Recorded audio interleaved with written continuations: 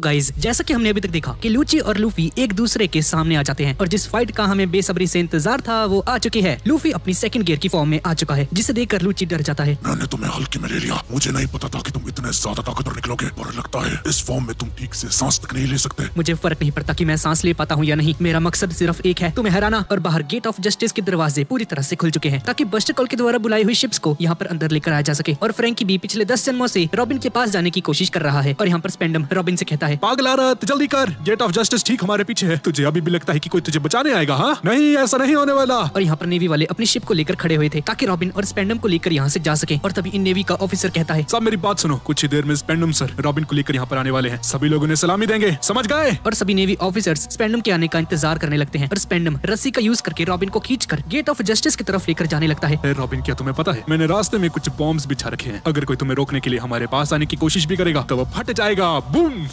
अब चल आगे चलते हैं। मैं आगे नहीं जाऊंगी, मैं नहीं जाने वाली। उन सभी ने मुझसे वादा किया था कि वो मुझे बचा लेंगे। बकवास करना बंद कर दे, अब कुछ नहीं हो सकता। बस्टर कॉल थोड़ी ही देर में इस आइलैंड को तबाह कर देगी, बिल्कुल वैसे ही जैसे 20 साल पहले ओहारा में हुआ था। तुम्हारे उस दोस्त को मरना पड़ा सिर्फ तुम्हारी वजह से। बॉस जल्दी कीजिए। अपना मुंह बंद रख, मैं बस आने ही वाला हूँ। वैसे क्या तुम्हें पता है रॉबिन, मुझे ये सब कैसे पता चला? सभी लोग मारे गए थे और सिर्फ तुम ही बची थी। ये सब कुछ मुझे मेरे पापा ने बताया। मेरे फादर जिनका नाम था स्पेंडाइन, ये सब कुछ मुझे उन्हीं ने बताया। मेरे फादर स्पेंडाइन ने प्रोफेसर क्लोवर को गोली मार दी थी। मेरे पापा ने ही ओहारा में बस्टर कॉल को बुलाया था। सभी लोग मारे गए पर सिर्फ तुम बच गई थी। मैं नहीं जानता कि तुम कैसे बच गई, इतने सालों तक तुमने कैसे सरवाइव किया। पर जिसने 20 साल पहले तुझ पर ये इनाम रखा था वो कोई और नहीं बल्कि स्पेंडाइन मेरे पापा ही थे। और अब 20 साल बाद उनका बेटा उनके अधूरे काम को पूरा करेगा। जो ओहारा में शुरू हुआ था वो आज खत्म हो जाएगा। और ये सब सुनकर रॉबिन को सोल के द्वारा कही गई एक बात याद आती है। रॉबिन मुझे माफ कर देना, मुझसे वादा करो बच्ची कि तुम इस इतिहास को आगे तक लेकर जाओगी। और ये सब याद करके रॉबिन रोने लगती है। जब तक मैं जिंदा हूँ ओहारा नहीं हारने वाला। तभी एक धमाका हो जाता है जिसकी वजह से फ्रैंकी नीचे गिर जाता है। ये क्या, ये कुटी फ्लेम यहाँ तक आ गया? पर कुछ भी हो, ये एक नंबर का पागल था, वो यहाँ तक कभी नहीं आ सकता तुम्हें बचाने के लिए। एक सेकंड, क्या वो मुझे बचाने के लिए आया था? अब चल, बहुत देर हो चुकी है। और रॉबिन को लेकर जाने लगता है। सभी लोग मेरी बात सुनो, हम यहाँ से जल्द निकल जाएंगे और सलामी दो। एक हीरो एक खतरनाक अपराधी को लेकर आ रहा है। और स्पेंडम रॉबिन को आगे ले जाने ही वाला होता है कि तभी कोई स्पेंडम पर एक जोरदार हमला करके इसे बुरी तरह से घायल कर देता है। ये किसने किया? पर अजीब बात ये थी कि इस ब्रिज के ऊपर अभी कोई भी नहीं था इनके अलावा। सभी लोग ढूंढने लग जाते हैं कि ये काम किसने किया, पर एक एक करके सभी लोग नीचे गिरने लगते हैं। तुम सब क्या कर रहे हो? ये किसने किया? बॉस हम नहीं जानते ये हमला कहाँ से हो रहा है। पर रॉबिन उस बंदे को देख लेती है कि ये किसका काम है और उसे देखकर रोने लगती है। इसके बाद हम एक फ्लैशबैक को देखते हैं जहाँ पर ड्रैगन डी सोल ने कहा, रॉबिन मेरी बात को ध्यान से सुनो, मेरा सफर बस यही तक का था बच्ची। तुम अकेली नहीं हो, जब तुम बड़ी हो जाओगी तो तुम्हें बहुत अच्छे दोस्त मिलेंगे, ऐसे दोस्त जो कि तुम्हें हर कीमत पर बचा लेंगे बच्ची। फर्क नहीं पड़ता कि वो खुद बचे या नहीं, पर वो तुम्हें बचा कर ही रहेंगे। वो तुम्हें तुम्हारे अंधेरे से बाहर निकालेंगे बच्ची। मेरी बात को याद रखना, इस दुनिया में कोई भी इंसान अकेला रहने के लिए नहीं आता है और जब पूरा टाइम आए तो हंसना बच्ची। जाओ रॉबिन, अपने दोस्तों से जाकर मिलो। और 20 साल बाद रॉबिन को वो सारे दोस्त मिल चुके हैं जिसका वो इंतजार कर रही थी इतने सालों से। रॉबिन सामने देखकर रोने लगती है। स्पेंडम कहता है, ये सब किया किसने? ये सुनकर एक ऑफिसर कहता है, बॉस सामने देखिए, उस लॉ टावर के सबसे ऊपर देखिए सर। स्पेंडम ऊपर देखता है और लॉ टावर के ऊपर कोई तो खड़ा था, पर आखिर कौन था? स्पेंडम ये देखकर हैरान रह जाता है कि कोई बंदा इतनी दूर से किसी को कैसे मार सकता है। और हम उस बंदे को देखते हैं और ये बंदा कोई और नहीं बल्कि उसब होता है। भाई साहब उसब ने कैसे किया भाई? रॉबिन उसब को देखकर बहुत खुश हो जाती है। नीचे सांजी और जोरो भी खड़े होते हैं। बहुत बढ़िया उसब, तुम कमाल के हो। मजाक करना बंद करो, कोई भी इतनी दूर से हमें नहीं मार सकता। पर तभी उसब स्पेंडम के एक और बार मार के इसे नीचे गिरा देता है और इसकी बत्ती गुल हो जाती है। देख क्या रहे हो, जल्दी इसे शूट करो। अब क्या इनविटेशन कार्ड भेजूं?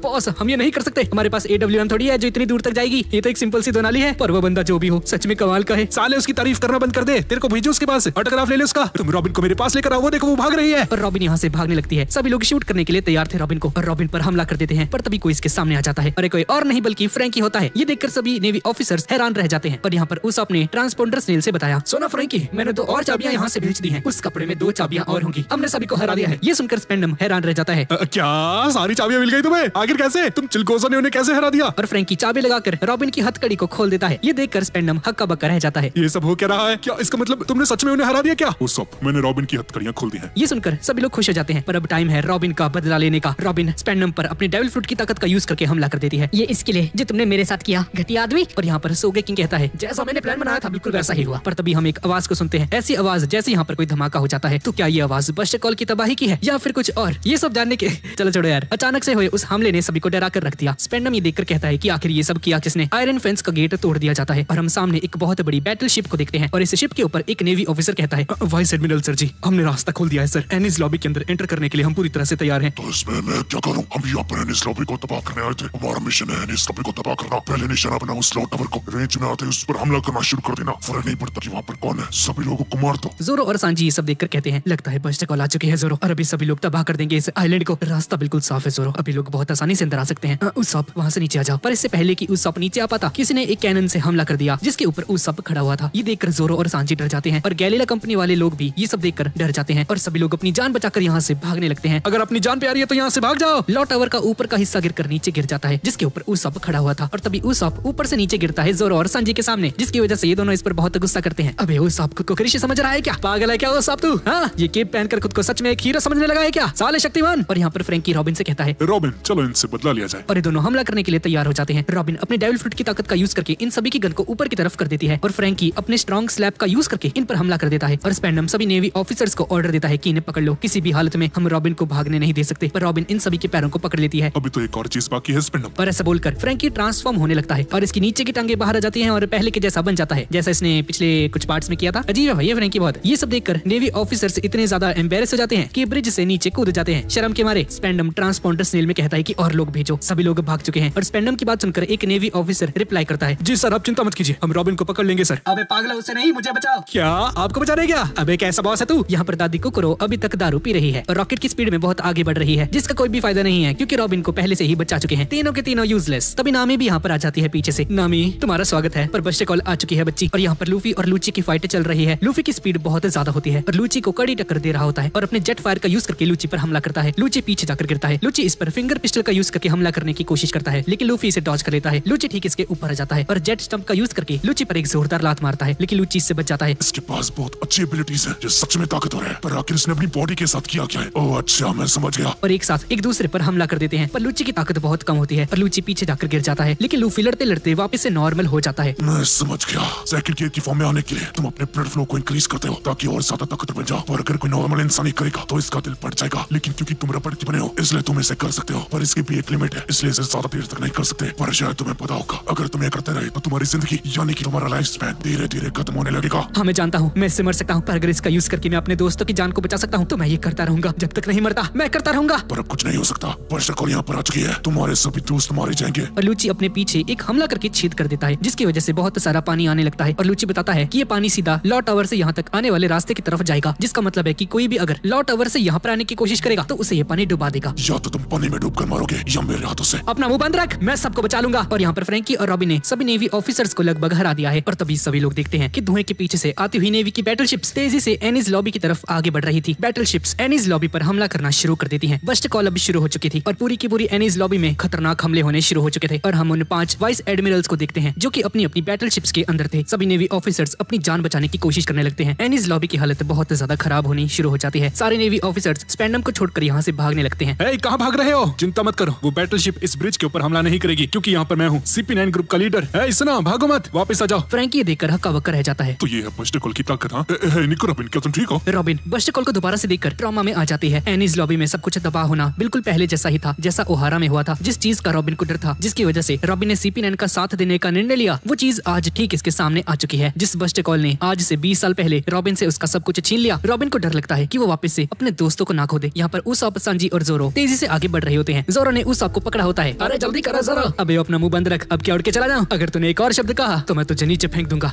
मुझे माफ कर देना यार, मुझे लगा मैं एक हीरो हूँ। अभी थोड़ी देर पहले मैं गिर गया था और मुझे लग रहा है कि मेरी सारी हड्डियां टूट चुकी हैं, पर फिर भी अभी भी जिंदा हूँ यार। तुम जानना चाहते हो कैसे? मैं नहीं बताऊंगा, पर अगर मुझसे पूछोगे तो मैं तुम्हें जरूर बता दूंगा। क्या हरकतें कर रहा है भाई, उसाप पागल वागल हो गया ये? इसके सर पे चोट लगी है क्या? क्या तुम मेरे नए हथियार के बारे में जानना चाहते हो जोरो? साले अपना मुंह बंद रख ले, कितनी बार कहूँ तुझे, वरना मैं सचमुच तुझे नीचे फेंक दूंगा पागल आदमी। अरे मैं तो मजाक कर रहा था, तुम तो बुरा ही मान गए। और दादी कुकुरो भी थोड़ी ही आगे होती है, सांजी, उसाप और जोरो के आगे। वैसे क्या तुमने वो आवाज सुनी बच्ची? मुझे लगता है हम थोड़ी ही देर में मारे जाने वाले हैं। दादी पटाखे चल रही हैं, हैप्पी दिवाली। अरे ओ पगलेट छोटी बच्ची, दिवाली नहीं आई है, हम सभी का दिवालिया निकलने वाला है। ये सब छोड़ो, लूफी कहाँ पर है यार? अच्छा वो पायरेट वाले भैया, हाँ वो पहले जो लोहे का गेट था ना जिससे हम अंदर आए, वो भैया नहीं तोड़ा था। सच में वो कमाल के हैं। और जानते हो उसके बाद वो छोटे भी हो गए थे। क्या लूफी छोटा हो गया? हाँ, और सच में बहुत ज्यादा क्यूट लग रहे थे। उन्होंने 3rd गियर कहा था और उसके बाद आसानी से उस दरवाजे को तोड़ दिया और छोटे होकर वहाँ से आगे चल दिए। नामी ये सुनकर कंफ्यूज हो जाती है। क्या 3rd गियर? पर आखिर है क्या चीज? और तभी नामी को पानी की आवाज आती है जो कि तेजी से आगे की तरफ बढ़ रहा था और उसे देखते ही सभी लोग उल्टी डायरेक्शन में घूमना शुरू कर देते हैं। इन सभी के पीछे पानी पड़ चुका है और सभी लोग पीछे की तरफ वापस जाने लगते हैं। यहाँ पर लूफी और लूची को देखते हैं। पानी होने की वजह से अब कोई नहीं आ सकता, तुम्हारे सभी लोग मारे जाएंगे। और ऐसा बोलकर लूची ऊपर की तरफ चला जाता है। अपना मुंह बंद रखो, समझ गए ना? और लूफी भी तेजी से ऊपर की तरफ जाने लगता है। ऊपर आने के बाद लूची और लूफी एक दूसरे के आमने सामने आ जाते हैं। लूची कहता है कि जगह सी लेवल से थोड़ी सी ऊपर है, पानी यहाँ पर नहीं आ सकता, अब कोई भी नहीं बच सकता। तुमने कहा था कि तुम सबको बचा लोगे, अगर तुम चाहो तो उन सभी को बचाने के लिए जा सकते हो। नहीं, मैं तुझे छोड़कर कहीं नहीं जाने वाला। वो सभी खुद का ख्याल रख सकते हैं। अगर मैंने तुम्हें जाने दिया तो तुम ऊपर जाकर उन्हें मार दोगे, तुम मेरे सभी दोस्तों को मार दोगे, मुझे तुम्हें खत्म करना ही होगा। और यहाँ पर उसप बेचारा नीचे गिर जाता है मुंह के बल। और तभी उसप को सामने की तरफ से एक आवाज सुनाई देती है जो कि उसी पानी की थी जो कि इनकी तरफ आगे बढ़ रहा है।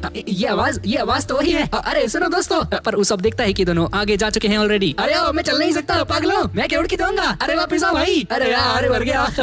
यहाँ पर लूची और लूफी एक दूसरे पर दोबारा से हमला करना शुरू कर देते हैं। दोनों बहुत ज्यादा ताकतवर थे। लूफी लूची के पैर को पकड़ता है और अपनी राइफल का यूज करके इस पर हमला कर देता है, पर यह अटैक लूची पर काम नहीं करता है और लूफी को पकड़ लेता है अपनी पूंछ का यूज करके और लूफी से कहता है, तुमने एक बहुत बड़ी गलती कर दी, सरकार से लड़ना यानी कि मारे जाना। तुम अब कुछ नहीं कर सकते, तुम बहुत ज्यादा कमजोर हो। अभी लूफी से पकड़ता है और इसे घुमाकर दूर फेंक देता है। लूफी गम पिस्टल का यूज करके इस पर हमला करने की कोशिश करता है, पर लूची इसके हमले को डॉज कर लेता है। लूची स्माइल करता है और कहता है, हार मान लो। और लूफी पर तेजी से हमला कर देता है और एकदम से इसके पीछे आकर अटैक करने लगता है। फ्लाइंग फिंगर पिस्टल, वो भी आग के साथ। और लूची फिंगर पिस्टल का यूज करके लूफी पर बहुत जोरदार हमला कर देता है। ये अटैक सच में बहुत ज्यादा ही खतरनाक था और लूफी पीछे गिर जाता है। तुम तो काफी कमजोर निकले, क्या तुम हार मानते हो? पर लूफी भी आसानी से हार मानने वालों में से नहीं होता है। अगर तुम चाहते हो कि मैं तुम्हें अपनी ताकत दिखाऊं तो अब देखना, ये है थर्ड गियर। और लूफी अपने एक हाथ को बहुत ज्यादा बड़ा कर देता है। लूफी अपने हाथ को बहुत ज्यादा बड़ा कर देता है और लूफी लूची पर इतना जोरदार हमला करता है कि लूची बिल्डिंग को तोड़ता हुआ बाहर जाकर गिरता है और बाहर सभी नेवी ऑफिसर्स ये देखकर हैरान रह जाते हैं। ये क्या है, इतना बड़ा हाथ। और अगर लूची पानी में गिर जाता है तो ये बच नहीं पाएगा, पर किस्मत इसके साथ होती है और नेवी की बैटलशिप के ऊपर आकर गिर जाता है। सारे नेवी ऑफिसर्स ये देखकर हैरान हो जाते हैं, आखिर ये है कौन, क्या ये कोई पायलट है और ये इतना बड़ा हाथ किसका था। और यहाँ पर सांजी और जोरो वापस से उसप को उठाकर ले जाने लगते हैं। अरे मेरी बात सुनो यार, शायद से सामने पानी है, अगर तुम ध्यान से सुनो तो उससे सुन पाओगे। हाँ तुमने सही कहा, पर हमें आगे ही जाना होगा उसप। पर जैसे ही दोनों आगे देखते हैं तो बुरी तरह से चौंक जाते हैं। दादी कुकुरो और बाकी सभी लोग भी उन्हीं की तरफ आ रहे थे।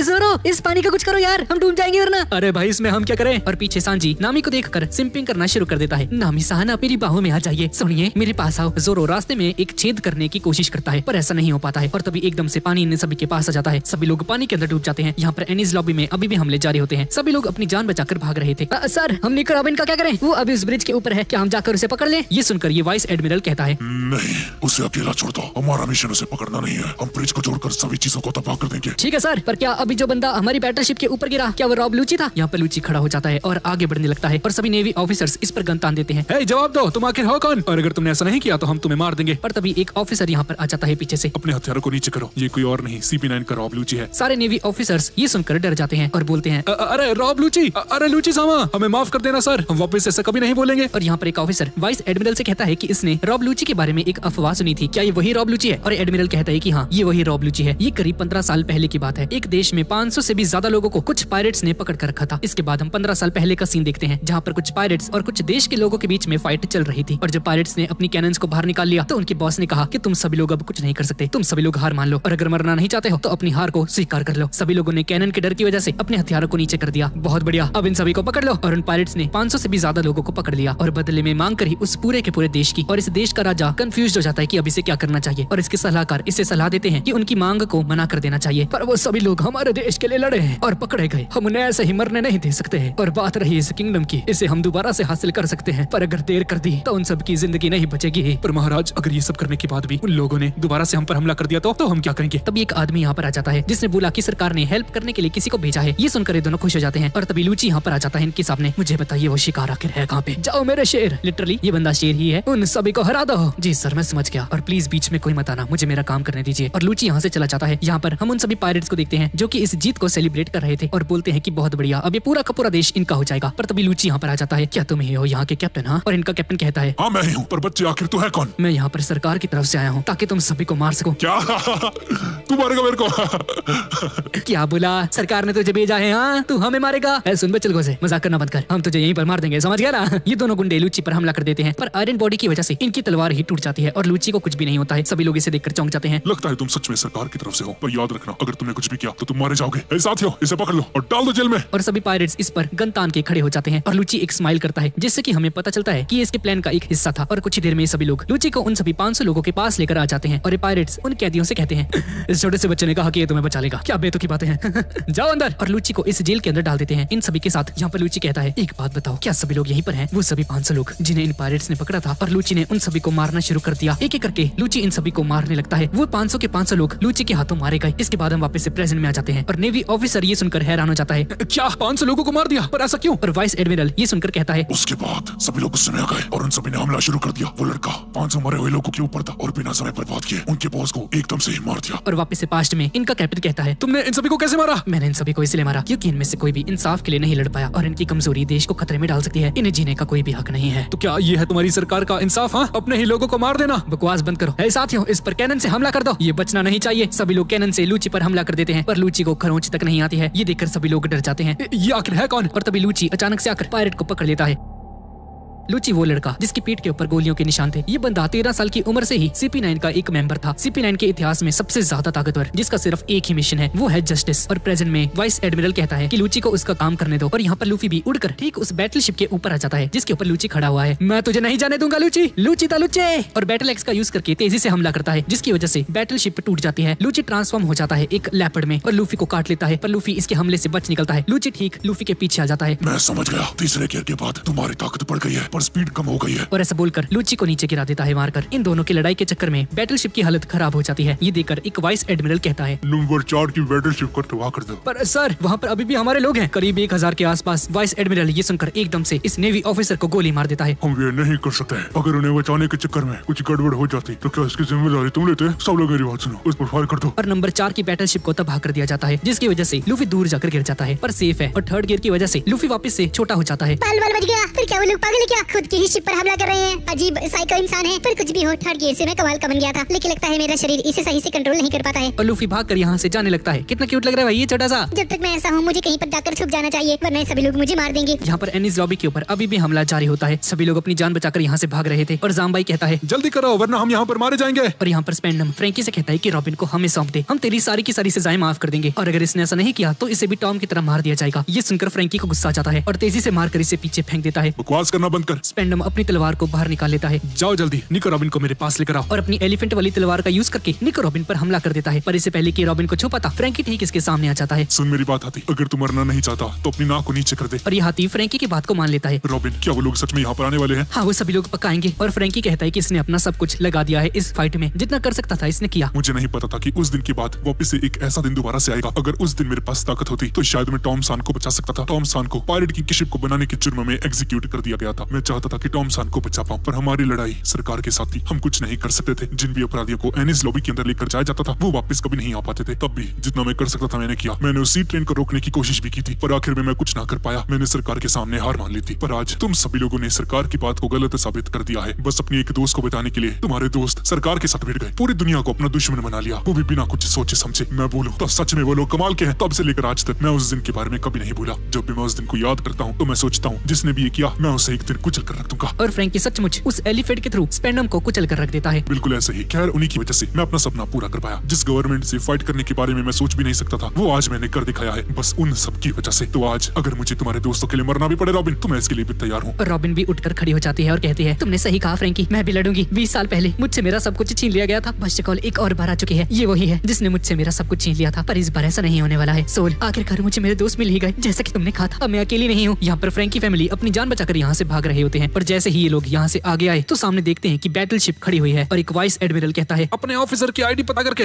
इन्हें बैटलशिप के अंदर ले आओ और बाकी सभी को तबाह कर दो। और एनीज लॉबी के सभी ऑफिसर्स शिप के अंदर आ जाते हैं और अब कोई बचा था तो वो थे फ्रैंकी फैमिली वाले। सभी ऑफिसर्स इन पर गन तान देते हैं। अगर तुमने हिलने की कोशिश की तो मारे जाओगे। और लूची लूफी से कहता है कि इसी के लगाई इससे बच जाएगा, अभी कुछ नहीं कर सकता। और अगर ये सब कुछ थर्ड गियर की ताकत की वजह से है तो मेरी बात मानो, तुम उससे ताकत के लिए अभी तैयार नहीं हो। और तभी लूची लूफी को पकड़ लेता है। लूफी अभी अपनी छोटी वाली फॉर्म में होता है। अब मैं तुम्हें एक ही बार में खत्म कर दूंगा। और तेजी से लूफी पर हमला करने ही वाला था पर तभी एकदम से नीचे गिर जाता है। ये क्या, मैं हिल नहीं सकता। इसका थर्ड गियर सच में कमाल का है। और तभी लूफी पहले जैसा नॉर्मल हो जाता है। देखा, मेरा अटैक बेकार का नहीं था। यहाँ पर हम जोरो और बाकी सभी को देखते हैं जो कि पानी के अंदर डूब चुके हैं। और जोरो कहता है कि इसे कुछ न कुछ तो करना ही होगा। तो क्या यही थे मेरी जिंदगी? मेरे जैसा एक महान संत आदमी इस पानी में डूबकर मर जाएगा। और जोरो, मेरे जाने के बाद मेरी सारी जायदाद तेरे नाम दोस्त? नहीं, ऐसा नहीं हो सकता। कैप्टन उसाप इतनी आसानी से नहीं मर सकता। और तभी कोई चीज इन सभी को पकड़ लेती है और यहाँ से लेकर जाने लगती है। पर ये चीज है क्या? ये सच में वही है? नहीं, ये नहीं हो सकता। क्या इसका मतलब है कि पहले की वो कहानियाँ सच थी? जब लोग समुद्र में डूबने लगे तो एक जल परी ने उन्हें बचा लिया। उन सभी ने बताया कि वो बहुत ज्यादा सुंदर थी, बिल्कुल इसी के जैसी। और हम उस खूबसूरत जल परी को देखते हैं जो थी दादी कुकरो। कसकर पकड़ो बच्चों, मैं तुम्हें बचा लूंगी। दादी कुकरो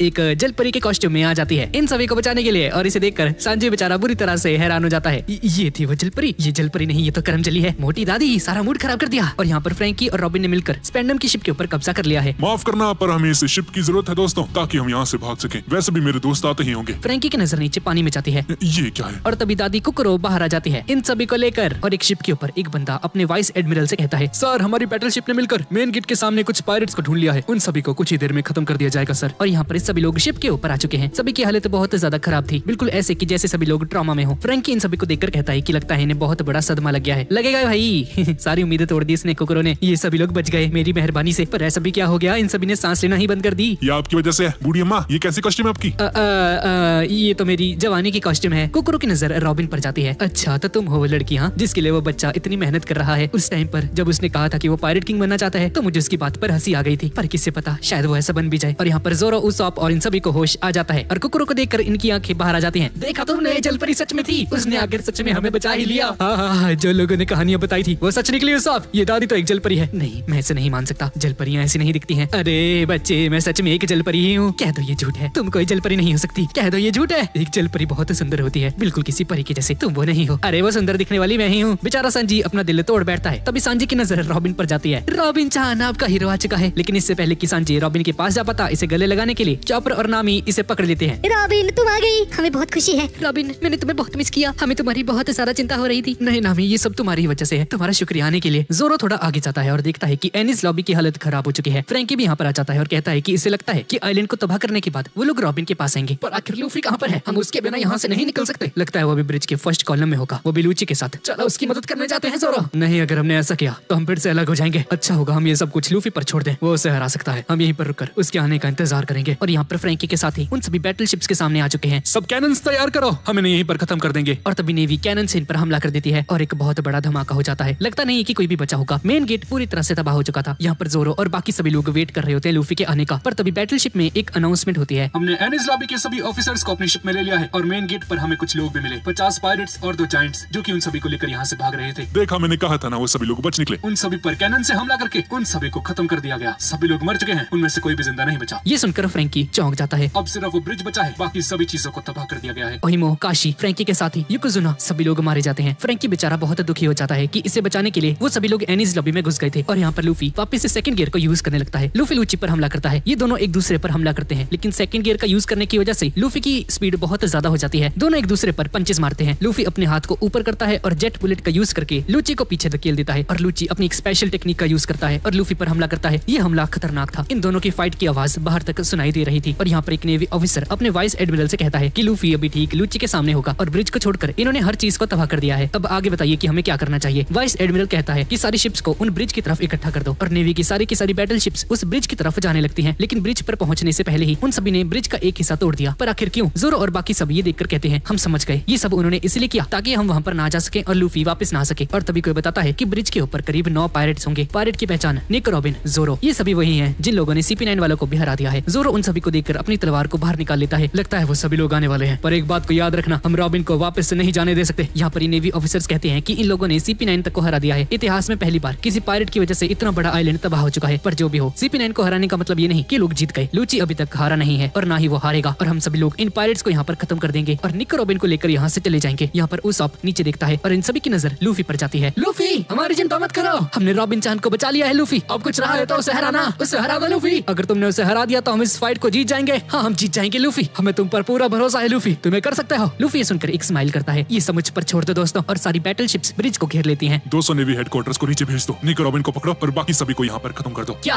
200 नेवी के कैप्टन? अरे हम इन्हें कैसे हराएंगे? और एक मिनट, ये सांजी कहाँ पर चला गया? साले सांजी भाग गया तू। आखिर वो पागल कहाँ भाग गया? छोड़ो इसे, इन सभी को दिखा दो कि हम क्या कर सकते हैं। पूरे कायनात को अपनी मुट्ठी में कर सकते हैं। जेसी, जेम्स, सॉरी गाइस, थोड़ा सा भटक गया था। कुछ भी हो जाए, लूफी के आने तक हम यहाँ से नहीं हटने वाले। हम हमारी दोस्त निक रॉबिन को वापस नहीं जाने देंगे, चाहे कुछ भी हो जाए। सारे नेवी ऑफिसर्स इन पर हमला कर देते हैं। निक रॉबिन को पकड़ लो। और फ्रैंकी इन सभी पर आग से हमला कर देता है। जोरो भी आगे बढ़ता है और ऊपर जाकर काफी सारे सोल्जर्स को खत्म कर देता है। और उस भी किसी से फाइट कर रहा होता है। अरे सुनो, रुक जा, अगर तुम्हें तलवार चलानी आती है तो जोरो के पास जाओ भाई, वो है तलवारबाज, मैं नहीं हूँ। वो देखो वो जोरो, उसके पास जाओ, हरे वाले के पास। और जैसे ही इस ऑफिसर ने उधर देखा तो उस ने इस पर हमला कर दिया।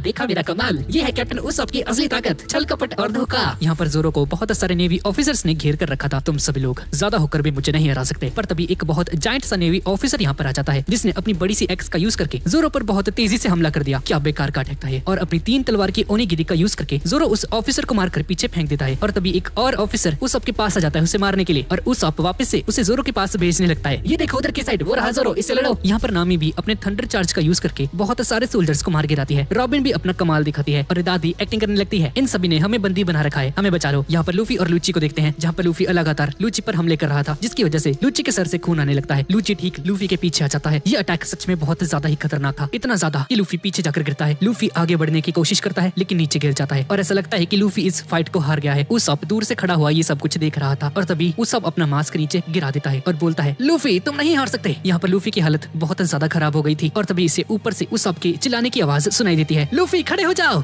उसप तुम वापस आ गए दोस्त, मैं तुम्हारे लिए नहीं लूफी, अपने दोस्त के लिए आया हूँ ताकि उनकी मदद कर सकूं। ए यू बिल्ली, मैं तुझसे लड़ूंगा, मैं तुझे हरा दूंगा, दम है तो मेरे साथ फाइट कर, लूफी को अकेला छोड़ दे। तुझे क्या लगा कि मैं कमजोर हूँ? मैंने आज तक इस बात को किसी को नहीं बताया है, नहीं बताया कि मैं बहुत ज्यादा ताकतवर हूँ। जो कहानियां तुमने कैप्टन उसप के बारे में सुनी है, एक खतरनाक पायरेट, वो कोई और नहीं बल्कि मैं ही था, कैप्टन उसप। लूची सुनकर गुस्से में आ जाता है और उसप की तरफ आगे बढ़ने लगता है, लेकिन तभी लूफी कहता है, उसे अकेला छोड़ दो, ये लड़ाई हमारे बीच है लूची, ना कि उसकी। हाँ लेकिन तुम हार गए हो, अब देखो मैं इसे कैसे हराता हूँ। अगर दम है तो मुझसे लड़ो। उसप चुप हो जा, वो तुम्हें मार देगा। हाँ लूफी तुमने सही कहा, अगर तुम खड़े नहीं हो पाए तो वो सच में हमें मार देगा, इसलिए खड़े हो जाओ। अगर तुम चाहते हो कि मैं ना मरूं तो खड़े हो जाओ दोस्त। जिस लूफी को मैं जानता हूँ वो इतनी आसानी से हार नहीं मानता है। हम सभी लोग अपनी पूरी ताकत लगा रहे हैं, अब बारी तुम्हारी है लूफी। जिस लूफी को मैं जानता हूँ वो कभी हार नहीं मानता है। और तभी पीछे से लूफी उठ जाता है, मैं जानता हूँ सब, मैं ये कर सकता हूँ, माफ करना। अगर तुम्हें लगा कि मैंने हार मान ली, उसे हरा दो लूफी, हम यहाँ से एक साथ बाहर निकलेंगे, मैं वादा करता हूँ। बिल्कुल सही कहा सब, मैं इसे हरा दूंगा। तुम सच में पागल निकले, मैं चाहता था कि तुम सभी लोग एक साथ रहो, पता है कैसे, नर्क में। और तभी लूफी और लूची एक दूसरे पर हमला कर देते हैं और बहुत तेजी से एक दूसरे पर मुक्के मारने लगते हैं। और यहाँ पर नामी और रॉबिन को बहुत सारे ऑफिसर्स घेर लेते हैं और तभी नामी अपनी छड़ी का यूज करके एक बादल बना देती है और तभी अपने थंडरबोल्ट टेम्पो का यूज करके इन सभी ऑफिसर्स को हरा दिया। और यहाँ पर चिमनी कहती है, दीदी आगे बढ़िए और इस भालू के बच्चे की चिंता मत कीजिए, इसे हम पर छोड़ दीजिए। क्या अनपढ़ लोग हैं ये, मैं एक रेनडियर हूँ, मैं चाहता था कि इनकी फाइट में हेल्प करूँ, दोस्तों मुझे माफ कर देना, पर मैं उठ नहीं पा रहा। बेचारा चॉपर रंबल बॉल खाने की वजह से बुरी तरह से थक चुका है, इतना ज्यादा कि अब ये उठ भी नहीं सकता है। और यहाँ पर सांजी एक लीवर के पास आ चुका है, तो ये रहा वो लीवर। हाँ अब इन सभी की खैर नहीं। और यहाँ पर कुछ ऑफिसर्स उस सब पर हमला करने ही वाले थे, पर तभी लूची की टेम्पेस्ट किक इन सभी को एक ही बार में हरा देती है। ये कैसे हो सकता है, ये सब एक ही बारी में हार गए? ओह अच्छा मैं समझ गया, लगता है ये सब मैंने ही किया है। ये पक्का मेरी ही कोई अंदर की छुपी हुई ताकत होगी जो कि अब बाहर प्रकट हो रही है, क्योंकि मैं हूँ कैप्टन उसप, समुद्र का राजा।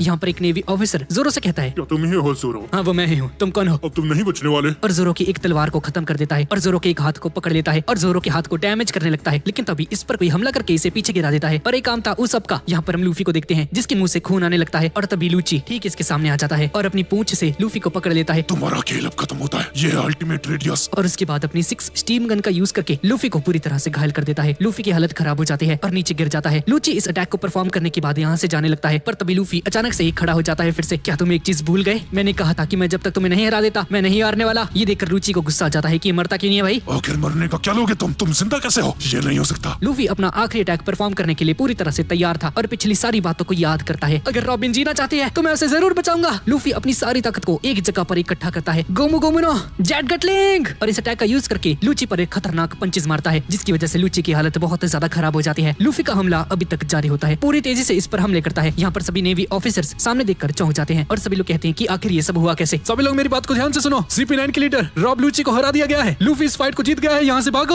और यहाँ पर लूफी चिल्लाकर कहता है, दोस्तों मैंने कर दिखाया, हम सभी लोग हमेशा साथ रहेंगे। रॉबिन ये सुनकर रोने लगती है और आखिर में लूफी एक स्माइल करता है, मैंने इसे हरा दिया। तो गाइज यही थी आज की वीडियो। तो गाइज आज की वीडियो आपको कैसी लगी नीचे कमेंट्स में मुझे जरूर बताना और इस वीडियो का लाइक टारगेट रखते हैं 18K लाइक्स। तो ठीक है गाइज, और मिलते हैं अगली वीडियो में।